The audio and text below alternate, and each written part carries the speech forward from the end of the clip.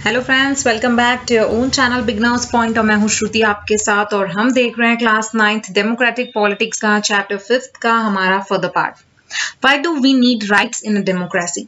Democracy में rights की जरूरत क्यों है, क्यों नीड है डेमोक्रेसी में राइट्स का, तो वो हमें पढ़ना है। Rights are necessary for the sustenance of a democracy.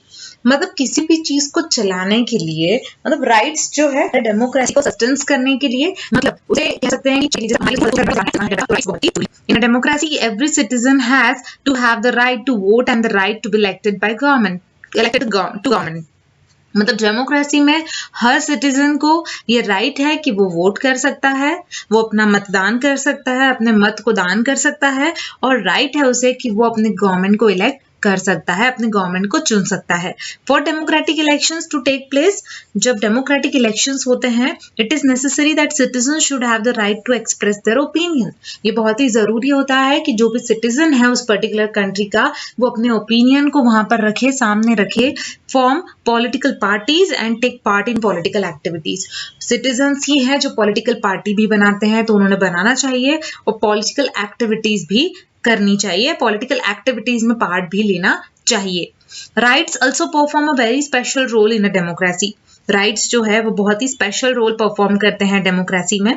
Rights protect minorities from the operation of majorities. Rights क्या करते हैं, माइनॉरिटी वाले लोगों को मेजोरिटी से अलग जो करने वाली चीज है, मेजोरिटी माइनॉरिटी, उसी को हटा देते हैं। क्योंकि क्या होता है कि अगर हम बोलें कि यार यहाँ पर इस मंदिर में ये कास्ट वाले लोगों की मेजोरिटी है तो वही आएंगे, लेकिन राइट क्या कहता है कि मंदिर में कोई माइनॉरिटी, कोई मेजोरिटी, कोई जात पात नहीं चलता। तो यहाँ क्या हुआ, राइट था माइनॉरिटी वालों के पास, इसलिए मेजोरिटी वाले भी कुछ नहीं बोल सकते। तो यहाँ पे क्या होता है कि राइट जो है वो माइनॉरिटी वालों को प्रोटेक्ट कर सकते हैं मेजोरिटी के अपोजिशन से। The ensure that the majority cannot do whatever it like. Rights क्या बताते हैं कि मेजोरिटी कभी वो चीज नहीं कर सकता जो वो चाहता है, क्योंकि माइनॉरिटी वालों के पास भी राइट है। इसलिए राइट जो है, अगर आपके पास राइट्स हैं किसी भी चीज के, तो आपको कोई भी कहीं भी दबा नहीं सकता, even though you are belong to minority. ठीक है, तो इस तरह से rights also guarantees which can be use when things go wrong. Rights जो है ये भी गारंटी देता है कि अगर आपके साथ कोई चीज गलत हो रही है तो अपने राइट का फायदा आप उठा सकते हैं, अपने राइट्स को आप यूज कर सकते हैं, अपने हक के लिए लड़ सकते हैं। Things may go wrong when some citizens may wish to take away the rights of others. चीजें गलत होने लगती है जब कोई एक सिटीजन दूसरे सिटीजन के राइट को छीन ले या उसके राइट्स को दबाने की कोशिश करे। This usually happens when those in majority want to dominate those in minority. और ये चीज कब होती है, जब लोग मेजोरिटी में जो लोग हैं वो माइनॉरिटी वालों लोगों को क्या करते हैं, दबाने की कोशिश करते हैं, डोमिनेट करने की कोशिश करते हैं, उनके राइट्स को छीनने की कोशिश करते हैं। ऐसा होता है। The government should protect the citizens right in such a situation. और ऐसी सिचुएशन में गवर्नमेंट जो है वो प्रोटेक्ट करती है माइनॉरिटी वालों के राइट्स को, सिटीजन के राइट्स को। But sometimes elected government may not protect or may even attack the rights of their own citizen. और कभी कभी तो ये होता है पर कि जो इलेक्टेड गवर्नमेंट होती है वो खुद प्रोटेक्ट भी नहीं करती, और कभी कभी तो वो अटैक भी करती है राइट्स ऑफ द सिटीजन, उनके खुद के सिटीजन्स के राइट को भी वो छीनने की कोशिश करती हैं। That is why some right needs to be placed higher than the government. और इसीलिए कुछ राइट्स ऐसे भी रखे गए हैं या ऐसे रखने चाहिए जो गवर्नमेंट से भी ऊपर हो। मतलब अगर गवर्नमेंट का किसी चीज में गलत डिसीजन है तो आपके पास, उन सिटीजन्स के पास में ये राइट होना चाहिए कि वो उस चीज के लिए लड़ सकें। मतलब गवर्नमेंट के ऊपर भी कोई राइट होना चाहिए, so that the government can not violate them.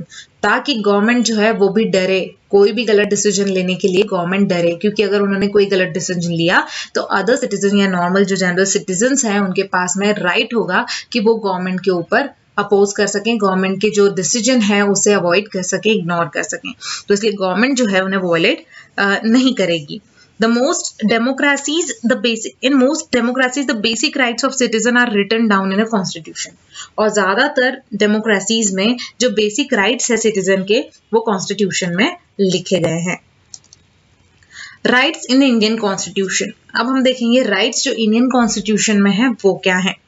In India, like most other democracies in the world, these rights are mentioned in the constitution. India में भी जैसे कि अदर डेमोक्रेसीज, पूरे वर्ल्ड में जो डेमोक्रेसीज हैं वहां पर उनके कॉन्स्टिट्यूशन में राइट्स मेंशन किए गए हैं, उसी तरह से इंडिया में भी इंडिया में जो सिटीजन्स के राइट्स है वो कॉन्स्टिट्यूशन में लिखे गए हैं, मेंशन किए गए हैं।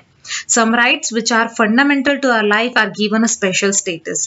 और कुछ राइट्स जो फंडामेंटल मतलब बहुत ही इंपॉर्टेंस रखते हैं हमारी लाइफ में, उन्हें स्पेशल स्टेटस दिया गया है। They are called fundamental rights और उन्हें fundamental rights कहा जाता है। We have already read in chapter 2 the preamble to our constitution. हमने chapter 2 में already पढ़ा था preamble के बारे में, हमारे constitution के preamble के बारे में।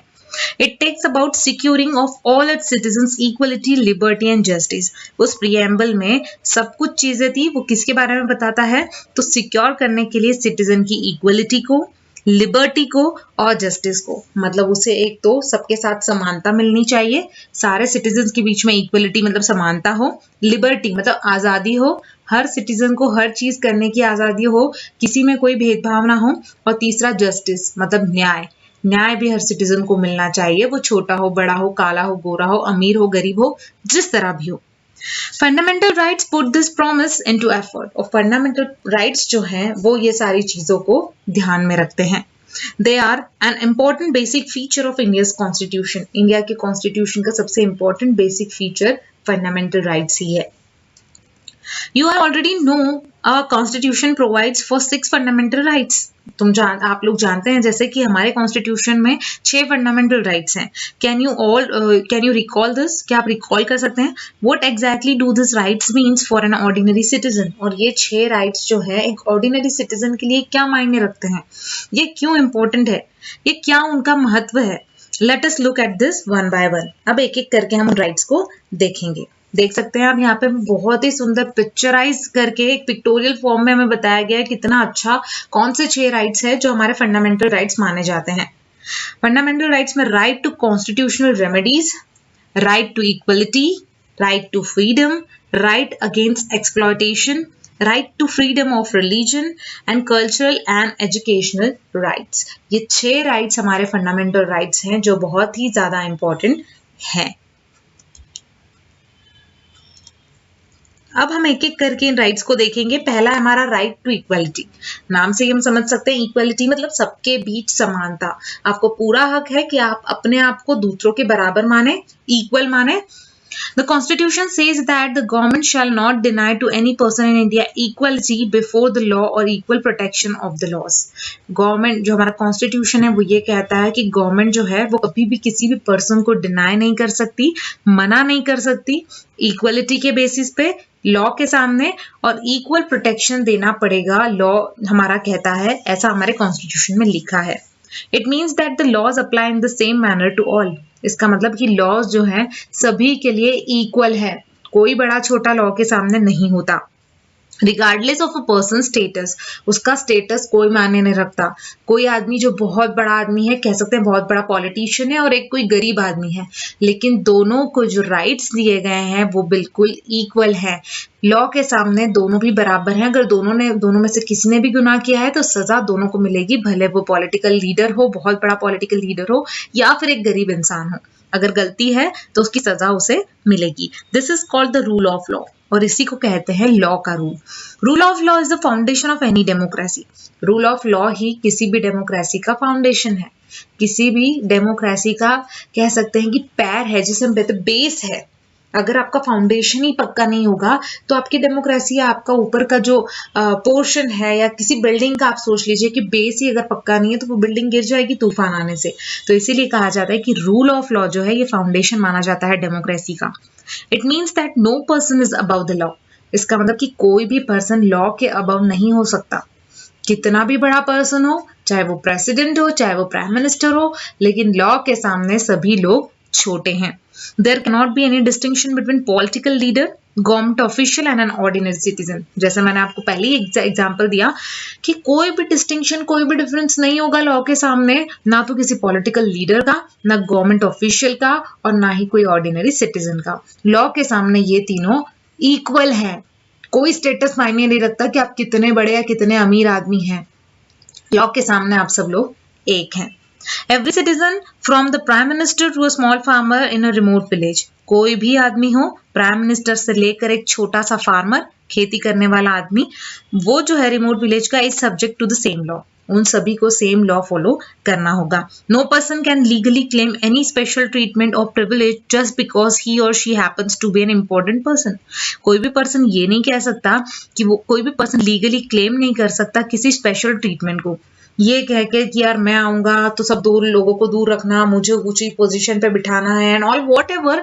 अगर कोई पर्सन ये कहता है कि वो इम्पोर्टेंट पर्सन है और उसके साथ में इस तरह के स्पेशल ट्रीटमेंट होने चाहिए या उसको कुछ नए प्रिविलेजेस जो हैं, कुछ नए कह सकते हैं कि कहते हैं ना बहुत सारी फैसिलिटीज जो है वो प्रोवाइड करनी चाहिए, ऐसा नहीं हो सकता। For example, a few year ago a former prime minister of the country face a court case on charges of cheating. क्योंकि एक एग्जाम्पल यहाँ दिया है कि कुछ सालों पहले एक फॉर्मर प्राइम मिनिस्टर जो थे कंट्री के, उन्होंने कोर्ट केस को फेस किया था। क्यों?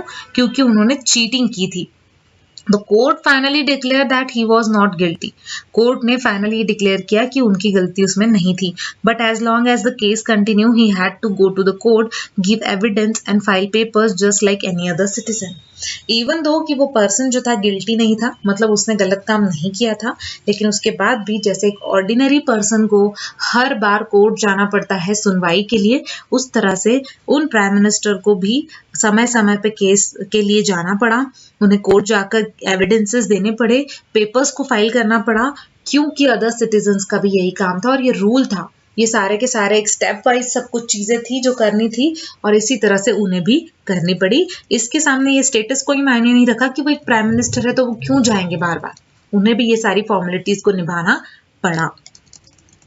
This basic position is further clarified in the Constitution by spelling out some implications of the right to equality. ये जो basic positions थी ये बाद में और clarify की गई Constitution में, spelling out करके कुछ implications को of the right to equality. The government shall not discriminate against any citizen on grounds only of religion. एक और चीज थी कि गवर्नमेंट जो है किसी को भी डिस्क्रिमिनेट नहीं कर सकती, सिर्फ कोई भी सिटीजन को इस बेस पर कि उसका धर्म छोटा है या उसका धर्म अलग है, तो रिलीजन के बेस पे कोई भी किसी को डिस्क्रिमिनेट नहीं कर सकता। रेस के बेस पर काला है गोरा है, कास्ट के बेस पर छोटी कास्ट का है बड़ी कास्ट का है, कहते हैं ना मिडिल क्लास लो क्लास, मतलब ऐसे होते हैं, तो वो कास्ट के बेस पे नहीं कर सकता। सेक्स के बेस पे कि वुमन है मैन है ये नहीं होगा, और प्लेस ऑफ बर्थ पे भी, ये बहुत छोटी जगह से आया है यहाँ पर उसका जन्म हुआ है, ये चीजों के बेस पर आप किसी को भी डिस्क्रिमिनेट नहीं कर सकते। Every citizen shall have access to public places, हर सिटीजन को हक है कि वो पब्लिक प्लेसेस पर जा सकता है, जैसे शॉप्स है, रेस्टोरेंट्स है, होटल है, सिनेमा हॉल्स है। Similarly there shall be no restriction with regard to use of wells, tanks, bathing ghats, और उसी तरह से कोई रेस्ट्रिक्शन नहीं होगा किसी भी इंसान को कि वो इस कुएं का पानी ना पिए, इस कुएं को यूज ना करे, टैंक्स का पानी ना ले, ये घाट पर नहाने ना आए, या रोड्स या प्लेग्राउंड या places of public resort maintain by the government और dedicated to the use of general public. Public के यूज के लिए कोई चीजें जो गवर्नमेंट ने बनाई है वहां आने के लिए किसी को भी जात पात रंग में भेदभाव नहीं करा जाता है, सभी को अलाउ होता है कि वो ये सारी चीजों को यूज कर सके। This might appear very obvious, और ये चीज बहुत ही obvious है कि सही बात है, but it was necessary to incorporate these rights in the constitution in our country where the traditional caste system did not allow people from some communities to access all the public places. लेकिन कुछ चीजें हमारे constitution में incorporate की जानी चाहिए हमारे constitution के अंदर, क्योंकि ट्रेडिशनल कास्ट सिस्टम क्या कहती है, ट्रेडिशनल कास्ट सिस्टम का ये कहना है कि कुछ पीपल्स जो हैं, कुछ कम्युनिटीज के, उन्हें पब्लिक प्लेसेस को एक्सेस करने देने का हक नहीं देना चाहिए। जैसे होता है ना कि छुआछूत वाला अनटचेबिलिटी की जो प्रथा है लोग आज भी मान रहे हैं, मान्यता है लोगों की, तो ये चीज को लोग आज भी मान रहे हैं। तो ट्रेडिशनल सिस्टम के हिसाब से, ट्रेडिशनल कास्ट सिस्टम के हिसाब से हमारे कॉन्स्टिट्यूशन में ऐसी कोई भी चीज नहीं लिखी है। ट्रेडिशनल कास्ट सिस्टम के हिसाब से लोग कहते हैं कि कुछ पब्लिक प्लेसेस पे छोटी कास्ट वाले लोगों को अलाउ नहीं होना चाहिए। तो ये जो चीज है हमारे कॉन्स्टिट्यूशन में, इस चीज को स्पेशल जगह देनी चाहिए और यहाँ पर कहना चाहिए कि इस तरह के जो लोगों की सोच है ये लोगों ने हटानी चाहिए। कोई बड़ा छोटा कोई भेदभाव आपने नहीं रखना चाहिए, जाति को लेकर, रंग को लेकर, पहनावे को लेकर, किसी भी चीज को लेकर इस तरह का भेद नहीं होना चाहिए। तो दोस्तों यहाँ तक हमने इस चैप्टर को कंप्लीट किया है। फर्दर पार्ट को हम अपने अगले वीडियो में कवर करेंगे। आई होप कि आपको मेरा ये वीडियो पसंद आया होगा, और अगर आपको मेरा ये वीडियो पसंद आया है तो प्लीज मेरे चैनल को सब्सक्राइब करें और वीडियो को लाइक करना ना भूलें। Thank you so much. Thanks a lot.